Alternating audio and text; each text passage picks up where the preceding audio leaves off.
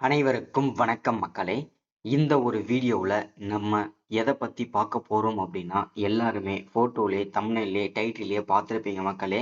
ஆமாங்க, வரக்கூடிய 10/8/2025 முதல் 5 சவரன் வரையிலான நகை அடமான கடன்கள் அனைத்து வங்கியில் வைத்திருக்கக்கூடிய கடன்கள் அனைத்தும் முழுமையாக தள்ளுபடி செய்யப்படும் என்று தமிழக அரசு அறிவிப்பு கொடுத்திருக்கிறாங்க. இந்த நகை அடமான கடன்ல யாரெல்லாம் நகை கடன் பெற தள்ளுபடி பெற தகுதி உள்ளவங்க யார் யாரு, தகுதி இல்லாதவங்க யார் யாரு அப்படின்றதுக்கான முழு தகவலும் இந்த வீடியோல நம்ம தெளிவாகவும் துல்லியமாகவும் பார்க்க போறோம்.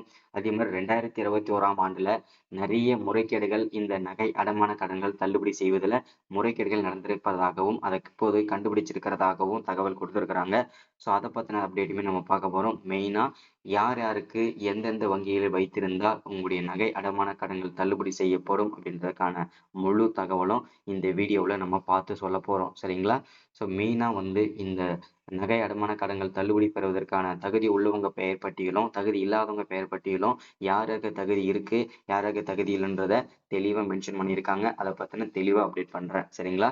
ஸோ இது எல்லாமே பார்க்கறதுக்கு முன்னாடி நமது கவர்மெண்ட் ஜாப் டெய்லி அப்டேட் சேனலுக்கு இப்போதான் நீங்கள் ஃபர்ஸ்ட் டைமாக முதல் முறையாக நமது சேனலை பார்க்குறீங்க, நம்ம வீடியோவை பார்க்குறீங்க அப்படின்னா மறக்காமல் சப்ஸ்கிரைப் பண்ணிவிட்டு பக்கத்தில் இருக்கிற பெல் பட்டனை கிளிக் பண்ணி ஆளுன்ற ஆப்ஷனில் போட்டு வச்சுக்கோங்க.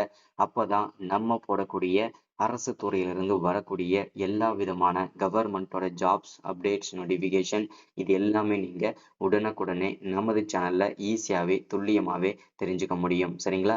ஸோ அது மட்டும் இல்லாமல் உங்களுடைய ஃப்ரெண்ட்ஸ் ரிலேட்டிவ்ஸ் கான்டாக்டில் இருக்கவங்க எல்லாருக்கூடையும் ஷேர் பண்ணிங்கன்னா ரொம்ப ரொம்ப பயனுள்ளதாக இருக்குங்க. ஏன்னா இந்த மாதிரி முக்கியமான வீடியோஸ் அப்டேட் நோட்டிஃபிகேஷன் அப்டேட்லாம் ஸ்கீம்ஸ் வீடியோஸ்லாம் நமது சேனலில் ரெகுலராகவே அப்டேட் ஆகிட்டு இருக்கு. முடிஞ்ச அளவுக்கு எல்லாருக்கூடையும் ஷேர் பண்ணுங்க. சரிங்களா? சரி, ஓகே, வாங்க வீடியோக்குள்ளே போகலாம்.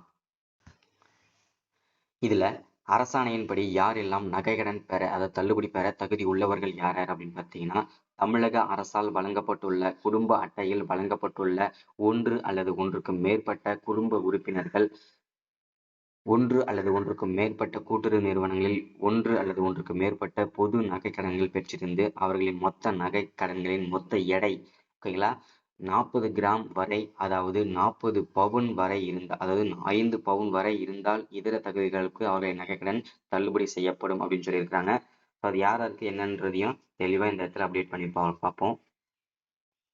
தமிழக அரசால் வழங்கப்பட்ட குடும்ப அட்டை, ஆதார் அட்டை விவரங்களை சரியாக அளித்தவர்களுக்கு மட்டுமே நகைக்கடன் தள்ளுபடி அளிக்கப்படும். இப்போ நீங்கள் நகைக்கடன் ஒரு கூட்டுறவு வங்கியிலையோ இல்லை கிராமப்புற வங்கியிலையோ போயிட்டு வைக்கிறீங்கன்னா உங்களுடைய குடும்ப அட்டை, உங்களுடைய ரேஷன் கார்டோட நம்பரும் ஆதார் நம்பர்லாம் கரெக்டாக கொடுத்தீங்கன்னா நீங்கள் நகைக்கடன் வாங்குறதுக்கு தள்ளுபடியானவங்க தான். அடுத்தது மறுவாழ்வு முகாமில் வசிக்கக்கூடிய இலங்கை தமிழர்களுக்கு அவங்களுக்கும் கடன் தள்ளுபடி வழங்கப்படும். அடுத்தது ஓய்வூதியதாரர்களுக்கு கடன் தள்ளுபடி வழங்கப்படும். தற்போது வரை செல்லுபடியாகக்கூடிய குடும்ப அட்டை வைத்துள்ளவங்களுக்கு நகைக்கடன் தள்ளுபடி கிடைக்கும். அதே மாதிரி அடுத்ததா நகைக்கடன் பெற தகுதி இல்லாதவங்க யார் யாரு அப்படின்றதுக்கான தெளிவான அப்டேட் பார்க்க போறோம். முன்ன வந்து 40 கிராமுக்குள்ள இருக்கணும், 5 பவுனுக்குள்ள இருந்தா தள்ளுபடி பெற தகுதியானவங்கன்னு சொல்லியிருந்தோம். அதே மாதிரி 40 கிராமுக்கு மேல இருந்ததுன்னா, 5 பவுனுக்கு மேல இருந்தது, 5.5 பவுன் இருந்தது, 45 கிராம் இருந்தது அப்படின்னா நீங்க தகுதி இல்லாதவங்க அப்படின்னு அர்த்தம். ஸோ அதை வந்து தெளிவா வந்து பார்க்க போறோம். சரிங்களா? அடுத்ததா 2021ஆம் ஆண்டு நாளுக்கு பிறகு நகைக்கடன் பெற்றவர்களுக்கு தள்ளுபடி கிடையாதுன்னு சொல்லியிருக்காங்க.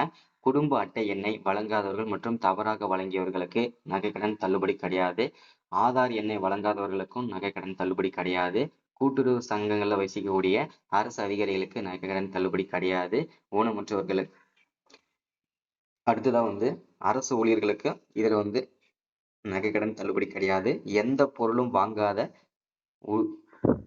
அட்டையினருக்கு, ரேஷன் அட்டைதாரருக்கு நகைக்கடன் தள்ளுபடி கிடையாது. அதே மாதிரி பயிர்க்கடன் வாங்கிட்டீங்கன்னா உங்களுக்கும் நகைக்கடன் தள்ளுபடி கிடையாது. அல்லது ஒன்று அல்லது ஒன்றுக்கு மேற்பட்ட கிராம், அதாவது 40 கிராமுக்கு மேலே இருந்ததுன்னா உங்களுக்குமே நகைக்கடன் தள்ளுபடி கிடையாது. ஸோ நகை இல்லாமலே, ஓகேங்களா, போலி நகைகளை வச்சிருந்தீங்கன்னா அதுக்கும் நகைக்கடன் தள்ளுபடி கிடையாது. சரிங்களா? சுய விருப்பத்தின் பெயரில் நகைக்கடன் பெற்ற விருப்பம் இல்லாதவர்கள் படிவம் 3இல் உறுதிமொழி சான்று தர வேண்டும். ஸோ இதெல்லாமே வந்து ஆதார் அட்டையில் முகவரி, அதாவது பார்த்தீங்கன்னாக்கா வெளிநாட்டோட வெளி மாநிலத்தோட அட்ரஸ் வந்து இருந்ததுன்னா அதுக்கும் உங்களுக்கு அதனாலேயுமே உங்களை ரிஜெக்ட் பண்ணுவாங்க. சரிங்களா? தள்ளுபடி பெறதுக்கு நீங்களும் தகுதி இல்லாதவங்க தான். சரிங்களா? ஸோ இதுதான் இன்னைக்கான வீடியோ ஸ்கீம் அப்டேட்டு. யாரெல்லாம் தகுதியானவங்க நகைக்கடன் பெறதுக்கு தள்ளுபடி பெறதுக்குன்னு பார்த்தாச்சு. யாரெல்லாம் தகுதி இல்லாதவங்க அப்படின்னு பார்த்தாச்சு. ஓகேங்களா? ஸோ இந்த நகைக்கடன் தள்ளுபடி எப்போலேருந்து ஸ்டார்ட் பண்ணுவாங்க அப்படின்னா, நேம் லிஸ்ட் எப்போ வெளியிடுவாங்க அப்படின்னு கேட்டிங்கன்னா, செப்டம்பர் மாதம், அதாவது அடுத்த மாதத்திலிருந்து இதற்கான நேம் லிஸ்ட்லாம் வரும். ஸோ அதுக்கப்புறம் நீங்க உங்க நகைகளை மீட்டுக்கலாங்க. சரிங்களா? ஸோ இன்னைக்கான வீடியோ அப்டேட்ஸ்க்கு இதுதான். So thank you.